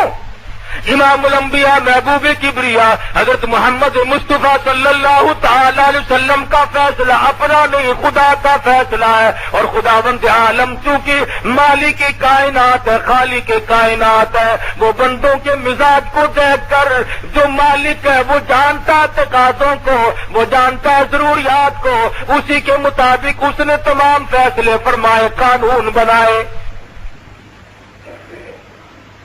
اب قرآن نے کہا نا کہ چور کا ہاتھ کاٹ دو، تم نہ کاٹو، 100 سال کی سزا بھی اگر چور کو دو گے چوری بند نہیں ہوگی۔ قرآن کریم نے کہا کہ زانی کو کوڑے مارو، تم اگر زانی کو چمڑا ادھیڑ دو، قتل کر دو، لیکن زنا بند نہیں ہوگا جب تک کہ سرکار مدینہ کا لایا ہوا دستور نافذ نہ کیا جائے۔ یہ تو آقا کے اور اللہ میاں کے قانون میں برکت ہے کہ جرائم کو روک دیا جائے۔ قانون تو اب بھی ہے، پولیس پکڑتی بھی ہے، مقدمے بھی چلتے ہیں، چوروں کو کون سا کھلم کھلا چھوڑتے ہیں۔ ہاں ایک بات تو ہے، اگر اس قسم کا کام کرنے والے حصہ ڈال لیں پھر ماشاءاللہ کام چلتا رہتا ہے۔ پتی ہوتی ہے نا، پتی اگر ڈال لی جائے نا پھر کام کھپ جاتا ہے۔ میں یہ کہتا ہوں کہ نظام مصطفیٰ جو ہے وہ چوری کے معاملے کا ہو، وہ زنا کے معاملے کا ہو، وہ قتل و قتال کے معاملے کا ہو، کچھ بھی ہو، دنیا کا پورا نظام، عبادات، اخلاق، معاملات، لینا دینا، خرید و فروخت، حکومت، تجارت، تمام کی تمام جب قرآن مجید نے بیان کی ہے، اس کی تکذیب کرنے والے، اس کو تردید کرنے والے، اس کو چھوڑنے والے مسلمان ہو کر کے اطمینان کی زندگی کبھی نہیں گزار سکتے۔ ہاں اگر اسلام اور ایمان کا انکار کر دیا جائے پھر اور بات ہے۔ سیدنا فاروق اعظم سب کو رضی اللہ تعالی عنہ، دور خلافت ہے، ایک عیسائی جاسوس آیا مدینے میں اور مسلمانوں کو کہنے لگا، کیوں بھائی تمہارا ایوان صدر کہاں ہے، شاہی محل کہاں تمہارا؟ نے کہا یہ جناب کے پیچھے۔ نے کہا یہ آدھا چھپا ہوا اور آدھا ننگا؟ نے کہا یہ کہ ہاں یہی تو ہے۔ نے کہا یارو میرے ساتھ مذاق نہ کرو، اپنے شاہی محل بتاؤ جہاں تمہارا بادشاہ رہتا ہے۔ انہوں نے کہا خدا کی قسم یہی ہے۔ نے کہا اچھا، کہاں تمہارا بادشاہ؟ کہ ہمارے یہاں بادشاہ نہیں ہوتا، خلیفہ ہوتا ہے، نبی کا جانشین ہوتا ہے۔ انہوں نے کہا ہے تو لکڑیاں چننے گئے جنگل میں۔ بادشاہ آج تو چپڑاسی بھی لکڑیاں چننے جا سکتا۔ سیدنا فاروق اعظم رضی اللہ تعالی عنہ کے بارے میں جب یہ سنا تو وہ حیران ہو گیا اور کہنے لگا مجھے بتاؤ کدھر کو گئے ہیں؟ تو لوگوں نے کہا یہ راستہ ہے جنگل کا۔ یہ ادھر کو چلتا چلتا چلتا چلتا جب پہنچا، دیکھتا کیا ہے کہ امیر المومنین خلیفۃ المسلمین سیدنا عمر فاروق سب کو رضی اللہ تعالی عنہ آرام سے زمین پہ درخت کے نیچے سوئے ہوئے ہیں۔ یہ تھا عیسائی، اس نے کہا کام بن گیا، نہ کوئی باڈی گارڈ نہ کوئی حفاظتی دستہ، اکیلا ہے، تلوار میرے پاس آئی اور مقابلے کی نوبت بھی نہیں آئے گی، سویا ہوا ہے یہ تو، بس اڑا دوں گا ایک بار میں، موقع ملا ہے۔ اس نے بہت تنگ کر رکھا ہے، یہی ہے وہ عمر جو فتوحات کرتا ہی جاتا ہے، بڑھتا ہی جاتا ہے، موقع ملا ہے۔ مورخ لکھتا ہے کہ عیسائی جاسوس نے تلوار نکال کر کے وار کرنا چاہا، فاروق اعظم کے سرہانے کی طرف سے ایک شیر نکلا، منہ پھاڑ کر اس کی طرف چیرنے کے لیے آیا، شور مچانے لگا، ہائے میں کھا لیا، ہائے میں مر گیا، ہائے مجھے چیر ڈالا، ہائے مجھے تباہ کر دیا، اے عمر جلدی اٹھو، مجھے بچائیو بچائیو، میں مر گیا۔ فاروق اعظم اٹھے، آج اور دوسرا ہے کوئی نہیں، اور یہ شور مچائے مر گیا، ہائے مر گیا، توبہ میری، ہائے مر گیا۔ میں کہا ہوا کیا تجھے؟ یہاں تو کوئی دکھائی نہیں دیتا، کیا بک رہا ہے؟ انہوں نے کہا تم مجھے سنبھال لو پھر بتاؤں گا اصل بات۔ فاروق اعظم نے تسلی دی، پکڑا بٹھایا، اس نے کہا بتا۔ انہوں نے کہا کیا بتا؟ انہوں نے کہا بتا گا ابھی کہ اصل بات یہ میں نے یوں کر کے ارادہ کیا، میں وار کرنا ہی چاہتا تھا کہ تیرے سرانے کی طرف سے کہ شیر آیا اتنا بڑا، منہ پھاڑ کر مجھے کھاتا تھا، پھاڑتا تھا۔ سمجھ میں آ گئی نا یہ بات؟ آگے سب کی سمجھ میں؟ اب حضرت عمر رضی اللہ تعالی عنہ نے آگے سے یہ نہیں فرمایا کہ تجھے پتہ نہیں ہے میں کتنی نفل پڑھتا ہوں، تجھے معلوم نہیں ہے کہ میں کتنی تلاوت کرتا ہوں، تجھے پتہ نہیں ہے میں کتنی خیرات کرتا ہوں، اس لیے میری حفاظت کرتا اللہ میاں، شیروں سے کراتا ہے، بلکہ فرمایا او عیسائی جاسوس تجھے معلوم ہونا چاہیے میں رب العالمین کی زمین پہ انصاف کرتا ہوں، سب سے بڑی عبادت انصاف ہے، انصاف۔ یہ نہیں فرمایا کہ میں نفل بہت پڑھتا ہوں، فرمایا تجھے جان لینا چاہیے کہ میں احکم الحاکمین کی زمین پہ عدل کرتا ہوں، انصاف کرتا ہوں، بے ایمانی نہیں کرتا، ظلم کسی پہ نہیں کرتا۔ پتہ چلا عدل اور انصاف جو ہے وہ روشنی ہے۔ اب اللہ پاک کا یہ اپنا حکم ہے، وہ خود ہی حفاظت فرمائے، یہ شیروں سے حفاظت کرا لے۔ سیدنا امیر معاویہ سب کہو رضی اللہ تعالی عنہ، ان کا امیر لشکر ہے عقبہ بن نافع، افریقہ کے گھنے جنگل میں جہاں دلدل بھی ہے، درخت بڑے قریب قریب ہے، بڑے موذی جانور رہتے ہیں، شیر ہے، چیتے ہیں، بگیاڑ ہے، سانپ بچھوؤں کی بڑی تعداد ہے۔ اب عقبہ بن نافع کہنے لگے ہم یہاں پہ چھاؤنی بنانا چاہتے ہیں، مسلمان کہنے لگے یہ تو بڑی خطرناک جگہ ہے، یہاں بڑے بڑے جانور ہیں، موذی کھا جائیں گے، انسان آج تک یہاں آیا کوئی نہیں۔ عقبہ بن نافع فرمانے لگی ان کا علاج میرے ذمہ چھوڑ دو، تم چھاؤنی بنانے کی تیاری کرو۔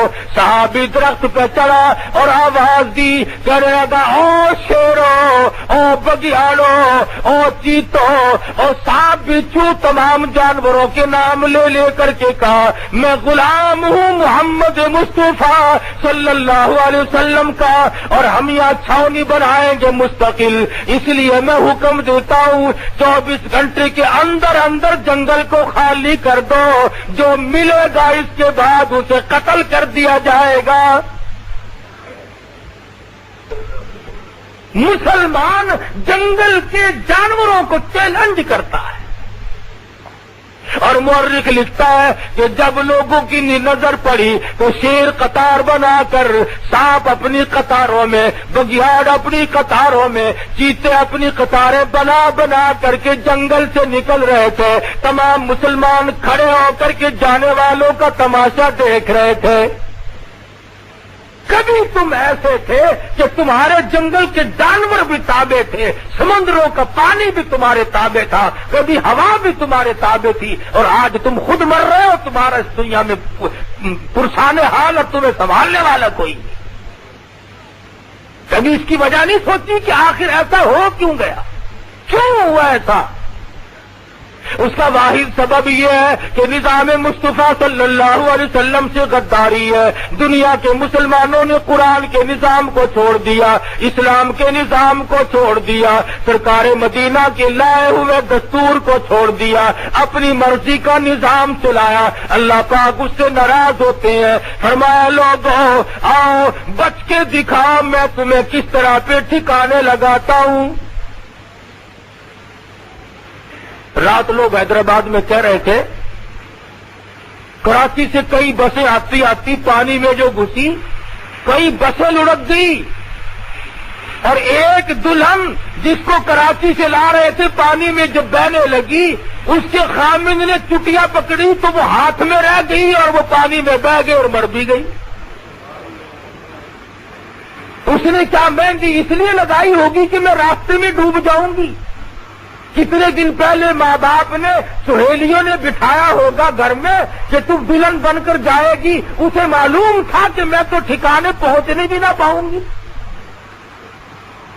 اور ابھی پچھلے ہفتے میں لال پور کی سرگودے کے درمیان میں ایک بس آئی فاٹک پہ، ڈرائیور کے ہاتھ پاؤں پھول گئے، منہ تو چھوڑ کے نکل گیا، 26 آدمیوں کے چھیچڑے اڑ گئے، براتیوں کے، اور قدرت خدا کی اسی بس میں دولہا دلہن دونوں بچ گئے۔ جنہیں بسانے چلے تھے وہ بچ گئے، جو بسانے والے تھے وہ اجڑ گئے۔ اس لیے کہتا ہوں، اور ہر وقت اللہ پاک سے ڈر، اس سے ڈرنے کا یہ حق ہے کہ اٹھتا بیٹھتا کھاتا پیتا لکھتا سوچتا تمام معاملات میں اللہ سے ڈر کر حق کا تو قوتی ہی ایسا ڈر جیسا کہ اس سے ڈرنے کا حق ہے۔ صحابہ کرام ڈرا کرتے تھے، تمام معاملات میں ڈرتے تھے۔ سیدنا عمر فاروق سب کہو رضی اللہ تعالی عنہ فرماتے ہیں کہ میں نے ساری عمر تمنا کی کہ میں ابو بکر صدیق سے نیکیوں میں بڑھ جاؤں، لیکن ایک دن ایسا آیا میں نے یہ تمنا کرنی چھوڑ دی، یہ تمنا کرنی میں نے چھوڑ دی۔ کون سا دن؟ امیر المومنین خلیفۃ المسلمین سیدنا ابو بکر صدیق سب کہو رضی اللہ تعالی عنہ، خلافت کا دور ہے۔ عمر فاروق فجر کی نماز کے بعد ایک بڑھیا محتاج کے دروازے پہ چلے گئے، آواز دی کرت اللہ میں پانی بھر کے لا دوں اور جو تیرا کام کاج جو مجھے بتا دے۔ اندر سے آواز آئی جزاک اللہ، اللہ پاک تجھے جزائے خیر عطا فرمائے، تجھ سے پہلے کوئی اور سارے کام کر کے چلا گیا۔ حیران ہے کون ہے ایسا آدمی؟ نماز پڑھتی تو میں آیا ہوں، نماز سے پہلے کون آ گیا؟ فاروق اعظم اگلے روز اذان کے بعد فجر کی نماز سے پہلے پہنچے، بوڑھی اماں برتن دے پانی بھر کے لا دوں، تیرا اور جو کاروبار ہے مجھے بتا دے میں کر کے جاؤں۔ آواز آئی جزاک اللہ، اللہ پاک تجھے جزائے خیر عطا فرمائے، تیرے سے پہلے کوئی اور سارا کاروبار کر کے چلا گیا۔ کون ہے ایسا؟ تیسرے دن اذان سے کافی دیر پہلے پہنچے، دیکھتے کیا ہے کہ ایک آدمی بڑھیا کے مکان میں داخل ہو رہا ہے اور دونوں کندھوں پہ 2 گھڑے پانی کے بھرے ہوئے رکھے ہوئے ہیں۔ تو فاروق اعظم باہر بیٹھ گئے، دیکھوں گا نکلتے ہوئے کو یہ ہے کون؟ جھاڑو دی، کھانا پکایا، اس معذور محتاج عورت کو کھلایا، برتن صاف کیے، سارا کام کر کے جب باہر نکلے فاروق اعظم نے آواز دی، وہ جانے والے بتا تو دے تو کون ہے؟ فرمایا عمر کیا لے گا پوچھ کر، میں تیرا بھائی ابو بکر صدیق ہوں۔ خلافت ہو، حکومت ہو، اقتدار پہ بیٹھے ہو، معذوروں اور محتاجوں کا پانی بھرتے پھرے۔ آج تم کسی سے راستہ تو پوچھ کے دکھاؤ، راستہ بتانے والے نہیں ملتے، بڑے اسٹیشنوں پہ گاڑیاں پوچھو یہ کہا جائے گی بولتے ہی نہیں بولتے۔ وہ اتنے مقام پہ پہنچ کر کے بھی غریبوں معذوروں اور محتاجوں کی رات دن خبرگیری کریں۔ صبح کسی سپاہی کو کہہ کر دیکھنا کہ ذرا یہ چارہ نہیں کہ ہری مرچیں تو لانا، ایسی لا کے دیکھا یاد رکھو گے۔ کسی کو کہہ کے تو دیکھو تم، وہ زمان نہیں چلا گیا، وہ لوگ ہی رخصت ہو گئے جو دوسروں کے کام آیا کرتے تھے۔ اب تو جہاں تک ہوگا دوسرے کو برباد کریں گے، بے عزتی کریں گے ایک دوسرے کی۔ تو حضور اکرم صلی اللہ علیہ وسلم نے قرآن مجید کی تلاوت فرمائی، فرمایا یا ایھا الذین آمنوا اتقوا اللہ حق حق تقاته ولا تموتن الا وانتم مسلمون۔ ایمانداروں، ڈرو اس مولا کریم سے جیسا کہ اس سے ڈرنے کا حق ہے۔ اتنے ڈرو کہ مرتے وقت تم پکے مسلمان ہو کے مرو، آخری دم تک تمہارے ذمے کسی کا حق نہ ہو، تم کسی کا ناجائز مال کھا کے نہ مرو، کسی کو ستا کے نہ مرو، کسی کو پریشان کر کے نہ مرو، تاکہ قبر کی تباہی تمہارے سامنے نہ آ جائے۔ سیدنا ابو درداء ہے سب کہہ دو رضی اللہ تعالی عنہ، ایک جنازے کے ساتھ ساتھ چل رہے ہیں۔ کسی نے پوچھا ابو درداء یہ کس کا جنازہ ہے؟ کہنے لگا تیرا جنازہ ہے۔ اس نے ذرا منہ بنایا کہ ناراض کیوں ہوتا؟ چل میرا جنازہ ہے۔ اور کہا یہ اپنے خاتمے کو پہنچ گیا، اس نے ملک الموت کا جھٹکا سہ لیا، یہ دنیا کو چھوڑ گیا، دوسری دنیا میں چلا گیا، اور جنازہ تو میرا تیرا باقی ہے، خدا جانے کس حال میں موت آئے گی۔ سیدنا ابراہیم علیہ السلام نے ملک الموت سے کہا مجھے اپنی شکل تو دکھا جس شکل میں گناہگاروں فاسقوں فاجروں کی روح نکالتا ہے۔ کہنے لگا خلیل اللہ تحمل نہ کر سکو گے، دیکھ نہ سکو گے؟ فرمایا نہیں نہیں دکھاؤ تو صحیح۔ حضرت اسرائیل نے کہا خلیل اللہ ذرا پھر منہ پرلی طرف کر لو، انہوں نے منہ کر لیا۔ فرمایا عرض کیا ادھر دیکھو۔ حضرت خلیل اللہ نے جب دیکھا تو خلیل اللہ ہو کر ہزاروں انبیاء کا جد امجد ہو کر بے ہوش ہو کر دھڑام سے زمین پہ گر گئے۔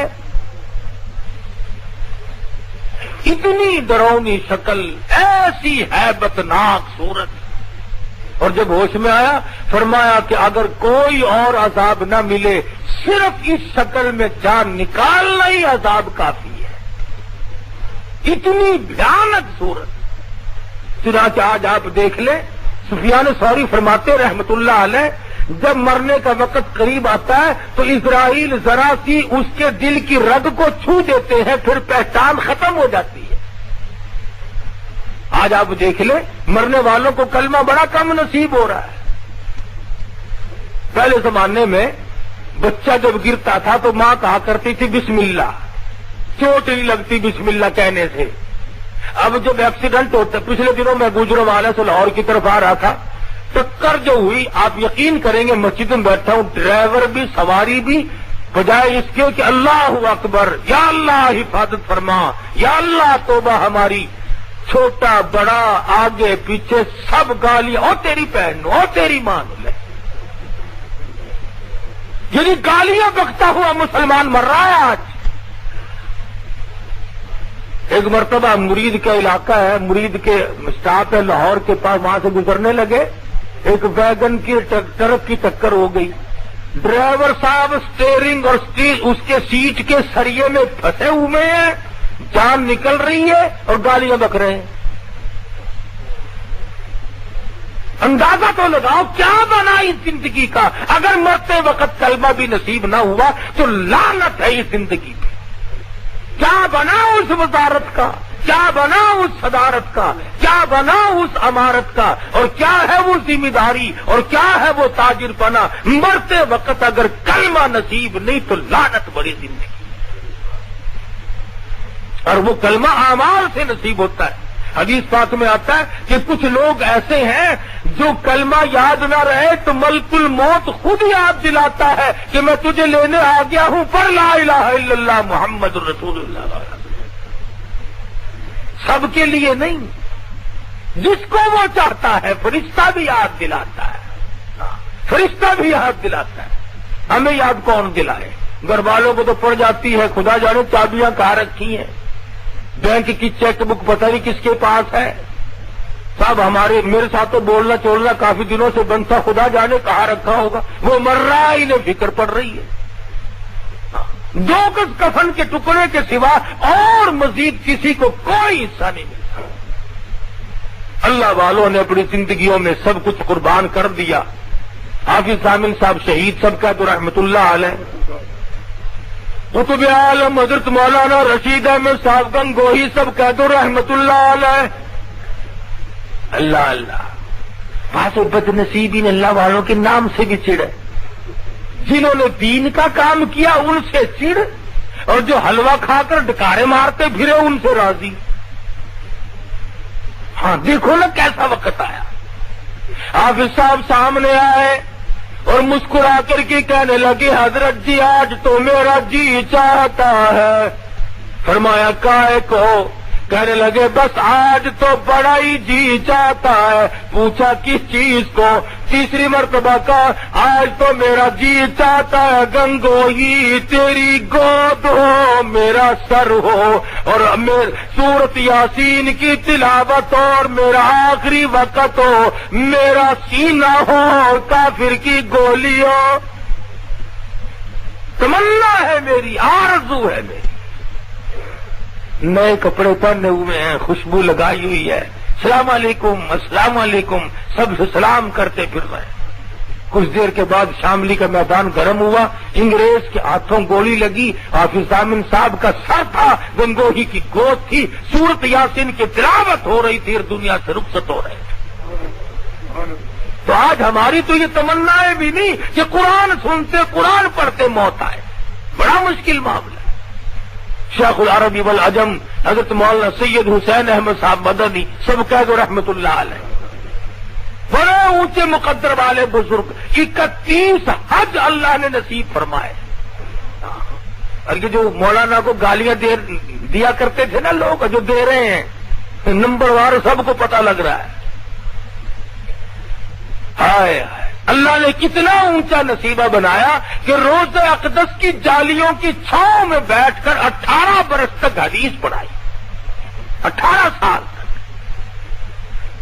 اور جو نبی کے عاشق بنے پھرتے ہیں، ان کو ایک دن بھی موقع نہ ملا کہ کالی کملی والے کے گنبد خضرا کے پاس بیٹھ کر حدیث پڑھا۔ حدیث تو آتی ہی نہیں، پڑھائے کیا؟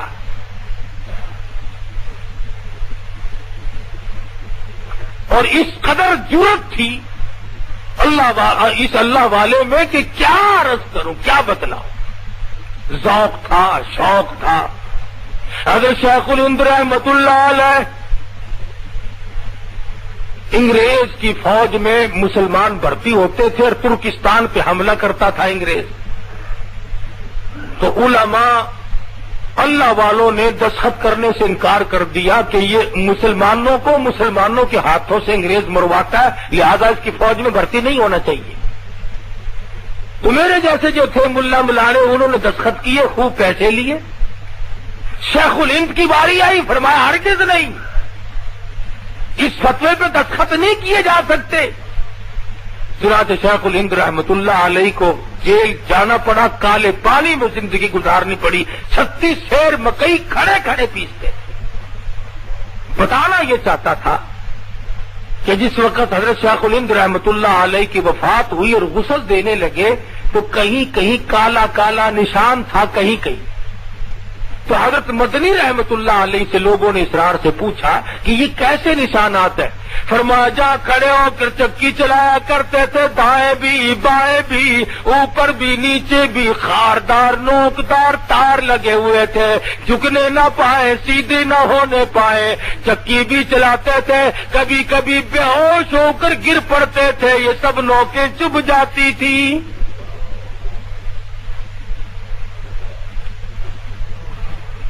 پر مسئلے میں ہیرا پھیری نہ کی، کتنا ایمان مضبوط تھا۔ حضرت مدنی رحمت اللہ علیہ کو بلا کر کے کہا گیا کہ آپ لوگوں نے یہ فتویٰ دیا ہے؟ فرمایا ہاں۔ میرے جیسا ہوتا یوں کا تو نہ، جی ہاں نہ، میرا تو مطلب ہی نہیں سمجھا آپ لوگوں نے، میرا مطلب ہی کچھ اور تھا۔ آج پوری دنیا مطلب کے چکر میں لگی ہوئی ہے۔ قرآن کا آیت کا ترجمہ بدلنا ہو تو مطلب لے لیا، حدیث کا ترجمہ غلط کرنا ہو تب مطلب نکال لیا۔ افسر کہنے لگا معلوم ہے اس کی سزا کیا ہے؟ فرمایا سزا دینا تمہارا کام ہے، جیل نہ بھگتنا میرا کام ہے۔ کہا اس کی سزا تو موت ہے۔ اللہ والے نے بغل میں سے لٹا نکال کر میز پہ رکھ دیا، فرمایا الحمدللہ میں دیوبند سے کفن ساتھ لے کے آیا ہوں، میں نے تیاری کر کے آیا ہوں۔ کیوں؟ اس لیے کہ لیے پھرتی ہے بلبل چونچ میں گل لیے پھرتی ہے بلبل چونچ میں گل اور ڈھونڈتی ہے شہید ناز کی تربت کہاں ہے. میں تو تلاش کرتا پھرتا ہوں کب وہ وقت آئے اللہ کی راہ میں مجھے شہید کیا جائے. اللہ والے تو اللہ ہی کے نام پہ مرنا چاہتے ہیں. یہ ہم دنیا دار لوگ جو ہیں ہم یہ چاہتے ہیں کہ صاحب جب موت آئے تو ہم روپیہ گن رہے ہوں اور موت آ رہی ہو. موت آئے تو ہم کسی کی بہو بیٹی کی آبرو اتار رہے ہوں اور ہماری موت آئے. تو فرمایا اتقوا اللہ حق تقاتہ ولا تموتن الا وانتم مسلمون. ڈرو اس پروردگار سے جیسا کہ ڈرنے کا اس سے حق ہے. اتنے ڈرو کہ موت آ جائے اور تم فرما بردار ہو کر کے دنیا سے رخصت ہو رہے ہو. حدیث میں ہے فرمایا نبی کریم صلی اللہ تعالی علیہ وسلم نے کہ روزانہ صبح کو جب سورج نکلتا ہے تو وہ اعلان کرتا ہے کہ او مسلمان بندے میں آج جو دن نکلا ہوں تیری عمر میں پھر یہ دن کبھی نہیں نکلے گا. کچھ نیکی کما لے, کچھ کر لے اگر کچھ کرنا ہے, ورنہ یہ دن نہیں پھر آئے گا. تو عمر بیت رہی ہے 60, 50, 70, 80, 40 سال کی عمریں ہم لوگوں کی ہو گئی ہیں, لیکن اب تک ہمیں خوف خدا نصیب نہیں ہوا. اب تک ہم نے یہ کبھی نہیں سوچا کہ وہ اندھیری کوٹڑی, وہ پلس رات کی راہ, وہ میدان محشر کی تباہی اور وہ قیامت کا خوفناک منظر کس طرح پہ ہم لوگ بھگتے ہیں. سوچتے ہی نہیں. نہ امیر سوچے, نہ غریب سوچے, نہ ذمہ دار سوچے, نہ تاجر سوچے, نہ وزیر سوچتے ہیں, نہ سفیر سوچتے ہیں. سارا رڑم پڑم معاملہ ہوا ہے بس. تو آخر کار زندگی بنے گی کیسے؟ فرمایا واعتصموا بحبل اللہ جمیعا ولا تفرقوا واذکروا نعمت اللہ. اللہ کے دین کی رسی کو اکٹھے ہو کر مضبوطی کے ساتھ پکڑ لو, ایک راستے پہ قائم رہو, ایک نبی کے امتی ہو. اب کچھ لوگوں کو جب تک وہ گالیاں نہ دے دے اس وقت تک مزہ نہیں آتا. بتاؤ اکٹھے کیسے ہوں؟ جب تک وہ اللہ والوں کو گالیاں نہ بکے اس وقت تک ان کا ایمان ٹھنڈا نہیں ہوتا, نہ دل ٹھنڈا ہوتا ہے. اور بعض بد نصیب تو مدنی کریم صلی اللہ علیہ وسلم کے جانثار, نبوت کے چشم دید گواہ, قرآن کے اترنے کے گواہ, حضور کے جانثار, حضور کے پیٹ پہ بندھے ہوئے پتھر کو کھلوانے والے صحابہ کرام کو بھی بکواس کر دیتے ہیں. اللہ پاک حضور اکرم صلی اللہ علیہ وسلم کے صحابہ کرام سے بڑا راضی ہے. کیوں؟ اس لیے کہ صحابی خود نہیں بنتے, اللہ پاک جس کو صحابی بناتا وہ بنتا ہے. فرمایا میرے نبی کے صحابہ میں اور تم میں اتنا بڑا فرق ہے, تم میری راہ میں احد پہاڑ سونے کا برابر خرچ کرو, احد پہاڑ جتنا سونا خرچ کرو, اور میرے نبی کا جانثار صحابی 2 مٹھی جاؤ میری راہ میں صدقہ کرے. حضور نے فرمایا خدا کی قسم اللہ کے نزدیک 2 مٹھی کی جاؤ کی زیادہ قیمت ہے. اندازہ لگاؤ کہاں احد پہاڑ سونے کا اور کہاں 2 مٹھی جاؤ. حضور فرماتے ہیں 2 مٹھی جاؤ کی زیادہ قیمت ہے, تمہارے احد پہاڑ سونے کے برابر. تو یہ صحابہ کی امتیازی شان ہے. 1,29,000 صحابہ کرام ہے, سب کی غلامی کرو. الحمدللہ میں صدیق کا بھی غلام ہوں, علی مرتضیٰ کا بھی غلام ہوں, فاروق اعظم کا بھی غلام, عثمان غنی کا بھی غلام, تمام صحابہ کرام کے غلام, اہل بیت کے بھی ہم غلام. بدقسمتی سے بعض لوگ اپنی منمانی کر کے ان لوگوں کو جو نبی کے دائیں بائیں سوئے ہوئے الٹ پلٹ بکتے رہتے ہیں اور بڑے خوش ہوتے ہیں, ہاں ہم نے بڑے وجہ کیے ہیں, صدیق اکبر کو گالیاں دے دی. اور نالائقو باز آؤ, حضور اکرم صلی اللہ علیہ وسلم کے دائیں بائیں سونے والے کبھی غلط کار نہیں ہو سکتے. جنت البقیع میں 10,000 سے زیادہ حضور کے جرنیل سوئے ہوئے ہیں. جنت المعلا میں کتنے پیغمبر خدا صلی اللہ علیہ وسلم کے صحابہ سوئے ہوئے ہیں. تو نہ معلوم میرا آپ کا کس کس کا وقت نزدیک ہے. حدیث میں فرمایا نبی کریم صلی اللہ علیہ وسلم نے بسا اوقات ایسا ہوتا ہے کہ وہ دلہا بن کے شادی کرنے کے لیے چلا ہے، حالانکہ اس کا نام مردوں کی فہرست میں آ چکا ہوتا ہے. شب برات کی جو رات ہے، اس رات میں پورے سال مرنے والوں کی فہرست فرشتوں کی آواز جلا دینے والا تھا، برباد کر دینے والا تھا. اس لیے اپنے اندر اللہ سے ڈر پیدا کرو، خوف اپنے دلوں پہ مسلط کرو، قبر کا اندھیرا یاد کرو، قیامت کا خوفناک منظر یاد کرو. اللہ پاک مجھے اور آپ کو سچا مسلمان پکا دیندار بنائے.